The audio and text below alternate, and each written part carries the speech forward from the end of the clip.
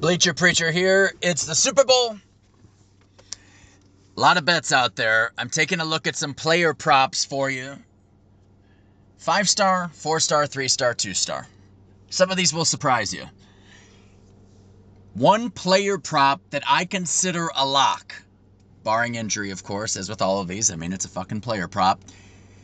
My 5-star player prop for the Super Bowl is Rob Gronkowski over 2.5 catches.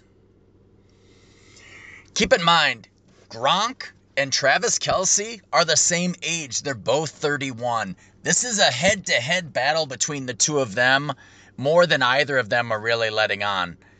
There is no way that Brady leaves Gronk out in the cold. I see Gronk with like 5 catches, 60-some yards, and a touchdown. I think he'll have those 2.5 catches by half. I see that as the best player prop of the whole thing. 4-star bets. I like Mike Evans over 4.5 receptions. I think Brady's just going to have to go to him early and often. He just has to.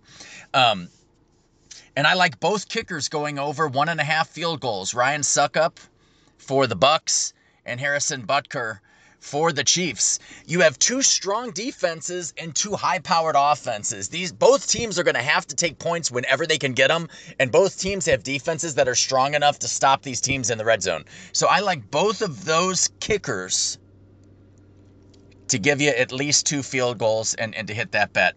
Now to kind of 3-star, which are more kind of coin flips. The best of these is Leonard Fournette over 49.5 yards. I think there's a pretty good chance he could get up to 20 carries in this game. But again, this is 3-star. This is like a 60-40 kind of bet. Leonard Fournette, if you want to have some fun, I do think the dark horse for the Chiefs will be Mecole Hardman, their speedster that is kind of feast or famine all year. I love him getting over 27.5 receiving yards. I think that's the best of this 3-star bunch, and I also like him getting over 2.5 receptions. Last but not least, in this batch, National Anthem going over 118 seconds. If you want to have some fun with a prop, it's a duet. It's a country guy and a R&B woman. They're going to be trying to outdo each other. They're going to be pausing for each other to take their verses. I see it going over 118 seconds. Moving down the line, got a few left here. These are two I would stay away from, but not bad. You can play any of these. Antonio Brown for the Bucks having over 3.5 receptions. I mean, he's either going to have like 6 for 95 yards or he's going to have 1 for 9. You know, it's going to be one or the other. And Patrick Mahomes over 21.5 yards rushing. I really thought this line would be more like 15.5, 16.5 yards rushing, and I was going to hit it at 21.5. The problem is I think he's going to get sacked a few times, and that's, of course, going to pull him in the opposite direction. But he's going to be running. He's going to have to run. That offensive line is in trouble, and he is going to